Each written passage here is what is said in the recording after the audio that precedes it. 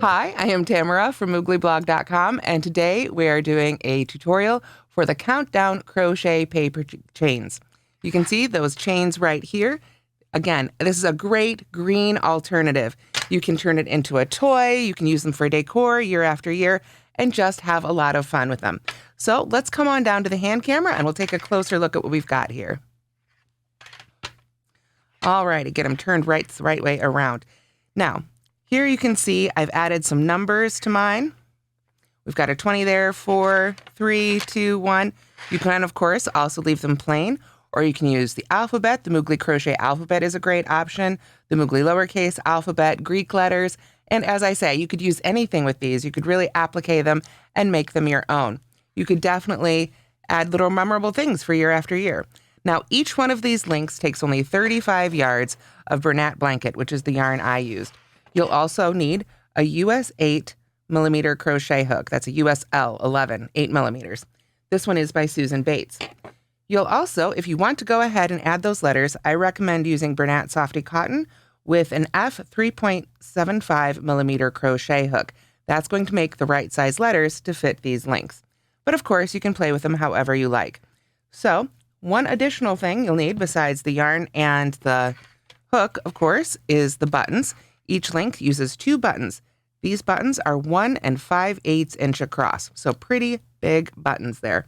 But that's what makes it so easy to manipulate for little hands.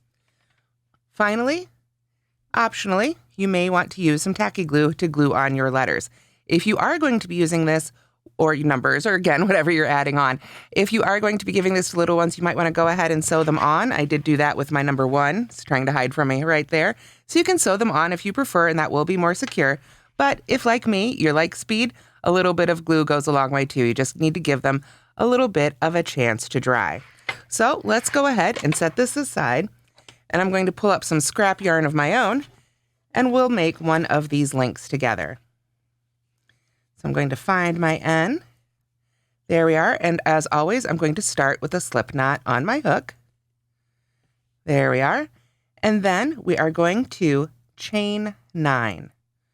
So we yarn over our hook and pull through 1, 2, 3, 4, 5, 6, 7, 8, and 9. Now, when we're making chains, we don't count the loop on our hook. We just count the ones we've made. So we've got 1, 2, 3, 4, 5, 6, 7, 8, 9. Then we are going to skip the chain closest to the hook and single crochet in each remaining chain back to that first one we made. I like to work into the back hump of the chain, but you can work into the other portions of the chain if you prefer. So I'm going to skip the one closest to my hook and come to the next one. Go right under that back hump, pull up my loop, and make a single crochet. Go into the next stitch, yarn over and pull up my loop, and yarn over and pull through 2 for another single crochet. And we're just going to continue doing this all the way across. Now, since we chained 9, but we skipped that one that was closest to the hook, we should end up with 8 single crochets at the end of this row. So we'll just continue working back towards the slip knot here, and then we'll count our stitches together. There we go.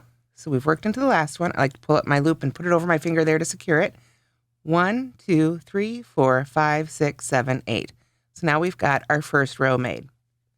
Now, as we continue on with the pattern, the next rows 2 through 25, are all exactly the same. We chain 1, turn, and single crochet in each stitch of the previous row. I need to pull up a little bit more yarn from my skein here. Now, as I mentioned, this pattern, this link itself only takes 35 yards of yarn, so this absolutely is a great stash buster. You can go through all your little odds and ends of super bulky yarn here and make up your own links pretty easily. And as you can imagine, it goes pretty quickly. Now, if you're a beginner crocheter, it won't be quite as quick, but it is a great beginning project. Just make sure, if you are a beginner, that when you get to the end of every row, you want to take the time to go back and count your stitches. 1, 2, 3, 4, 5, 6, 7, 8. So make sure that way you'll have completely even sides because you want the sides of your link to be really straight. So that's what we do. We continue going. We chain 1, turn, and single crochet back in the top of every stitch. Now these are standard single crochet stitches, so we are not going under just the front loop or the back loop. We go under both of those 2 loops at the top of each stitch. Let's go ahead, for those who are beginners, get a little bit closer and make a really slow single crochet. We go into the stitch right there. We can see it opens up, and we go under those top 2 loops. We insert our hook. We yarn over, which means we bring our yarn over the top of the hook, pull it through the stitch. Now we've got 2 loops on our hook. We yarn over again and pull through those 2 loops. We insert our hook in the next stitch, yarn over and pull up our loop. Oops, yarn over and pull through those 2 loops right there. We just keep making single crochets, 8 in each row, for a total of 25 rows. So if you can imagine, we keep making 25 rows. This is going to get longer and longer and longer until we come to row 26. So when you go to count your rows, you'll want to look closely and you can kind of see there's 1 row there, 1 row there, and 1 row there. You want to just kind of look for those little loops and where they're worked into each other. This can take a little bit of practice. So if you are having trouble counting your rows, just make sure that you've worked until it's about 3 times as long as it is wide. Then you're ready for row 26. So for the sake of time here, I'm going to go ahead and skip to the instructions for row 26. For this one, we chain 1 and turn. Then this is the 1 row that's different. We're going to single crochet in the first 2 stitches. So we go into that first one and make our single crochet. 1, go into the next one. There's 2. Then we're going to chain 3. Now I chained 3 because I wanted to get around this specific size of button. If you chose a different size of button, then you may need to crochet a little, maybe an extra chain if it's a little bit bigger, or maybe only 2 chains if it's a little bit smaller. So that part you'll need to test out a little bit with your buttons. If you have them handy, you can kind of slip them in there. But if you're getting the same size of buttons as I used, 3 chains should be just about right. So we simply go ahead and start chaining here. 1, 2, 3. And then we're just going to come right back down here and single crochet in the next 4 stitches. We're not going to skip any of them. Just go right to the next stitch and make a single crochet. So there's 1, 2, 3, and 4. Okay, so for row 26, we have 2 single crochets, chain 3, 4 single crochets. Now we need to chain 3 again for the second button. 1, 2, 3. So again, if you've used smaller buttons, you'll want to change both of those loops to the same size. Bigger buttons, add more chains, but just make sure those 2 are the same. Then we come back. You can see we've got just those 2 stitches left. So we just go right in those last 2 stitches with single crochets. 1 and 2. After that, we're ready to break our yarn, so we do need to pull up our scissors. There we are.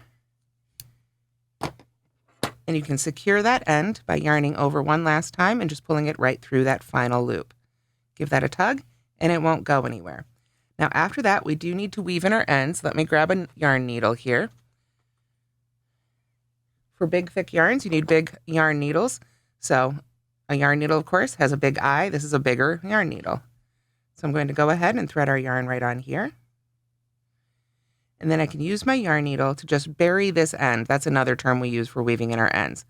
We're just going to find those stitches and sort of stick the needle in between in the middle of the stitches here so that it sort of, you can see it's pretty well hidden. Maybe it sticks out a little bit right there, so we don't like that. Let's try it again. We'll pull it back out. See if we can't hide it a little better there inside those stitches. There we go. That's a bit better. So now we'll just pull that right on through, like so. And then to secure it, it's important to go back in the other direction. This is a really fuzzy yarn, so that will help a lot with keeping our ends from coming undone. But we can't go exactly right the way back through, or it'll just, of course, pull out everything we've done.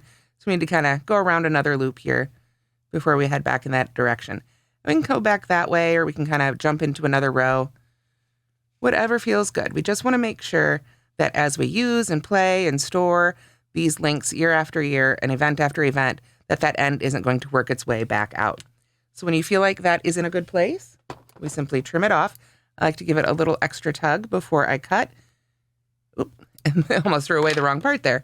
And then that little end will sort of sink and pull back down into your fabric. Then, of course, we do the same thing with the other end. Just get our yarn needle right on there. And just hide those ends right in there. There we are. So there's one direction. If it comes off the yarn needle like that did, no problem. Just send it back on there. There we go. And then go back through the other direction. Could be a different row, could be the same row. We just want to work a couple different directions so that life doesn't cause it to come out of our fabric. Once again, I'm going to pull up on that just a little bit so that when I cut really close, the end will sink back down into that stitch. Now, the final thing we need to do is sew on our buttons. So if this were full length, we'd have a little bit more length to do it. So let's go ahead and pull up one of the ones we've already made here. I'm just going to unbutton it. You can see that's where those chain 3 loops come in so handy, just the right size for these buttons. You want it to be tight, but not too tight. And here we have one of these full length. You can see this is the end we started at and worked our way right up there to row 26. So after you've made the full length, you'll want to sew on 2 buttons. Now the placement of the buttons is pretty easy. I just fold it up and eyeball it. You want to sew them onto row 1 here. You can see they're sewn into row 1. And I did not even bother finding matching thread for all the different colors. I just used white thread. I think it looks very nice, but if you wanted to, you could seek out a matching thread color for your buttons or for your yarn, whatever you prefer. So I just sort of held it up here and said, okay, we'll just sew that right under that one and right under that one. And then, of course, they match up really well. So the basic formula for these, if you do want to use a different yarn or a different hook size or really mix it up, or even a different stitch pattern, if you're an advanced crocheter and you want to do something fancier than single crochet, the key really is to make it 3 times longer than it is wide, and then add an extra row or 2. You'll want an extra row to sew the buttons to, and then probably an extra row for your loops because those are going to overlap.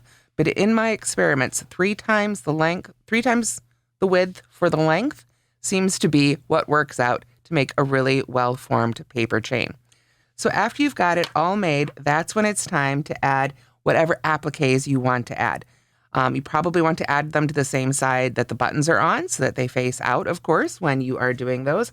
Here I have a 5 from the Moogly crochet numbers that I've made but haven't attached to any of these yet. When I make my numbers, I used a thinner yarn. This is a 3-weight yarn and a smaller hook. You can see it is a much smaller yarn so that it would fit on this project. So if you want to mix it up again, you may need to experiment with that just a little bit, but you want to get something that fits on your link. You could put it this way if you're doing just one number or a letter, but if you want to do more than one, you'll probably have to fit them on here across. Of course, you can also purchase pre-made letter and number appliques if you prefer. So after you've got your appliques made and you've got your links made, then you've got a choice. You can either pull that yarn needle back out and use some of this yarn to sew it on, or you can pull out some glue. I'm a big fan of tacky glue. It is very commonly found and it dries nicely clear. So this is a great one to use for projects, especially projects involving fabric. So to glue it on, let's go ahead and do that together. We'll go ahead and glue our 5 onto this one. I am going to take my glue here, get it open, live gluing. Let's see how this goes. We are going to give it a good squeeze here, and I'm just going to do it, of course, on the back of my number. And after I made this number, I did block it just a little bit to get the shape really nice. And then when I blocked them upside down so that the back of the numbers were facing upwards.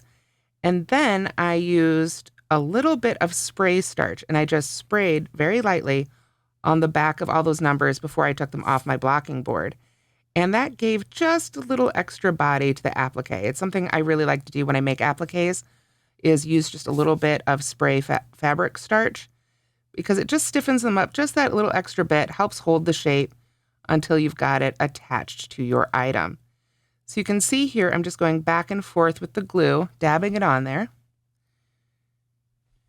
Very carefully, get the lid back on, set that aside.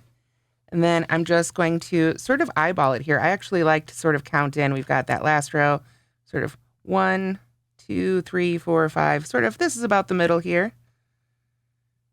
And then I will use that to gently start putting down my number. And I typically start from the bottom, so I can get kind of right along the edge there, get it placed, and really help it get its shape as I lay it down. There we are. Give it a little extra pat or two here. And then, of course, we'll need to let this air dry. I would recommend letting this dry for probably at least an hour or so. And as I say, if you're going to be letting little ones play with these, you may want to take the time, even if you've already glued them, to go back and add a little extra stitching around the outside just to make sure they're not going to come off on anybody. After that, of course, this one needs to dry for a little bit. But after that, of course, you can just add it onto your links. Keep going. They just go right through the other. You can see I've got another one right here. They're just so much fun, so simple, and a really great beginner project that is fun for you and the kids. So let's go ahead and come back to the other camera. I hope you guys have enjoyed this tutorial for the Countdown Crochet Paper Chain. It is, as I say, a great beginner pattern that is absolutely ready for you to customize however you like.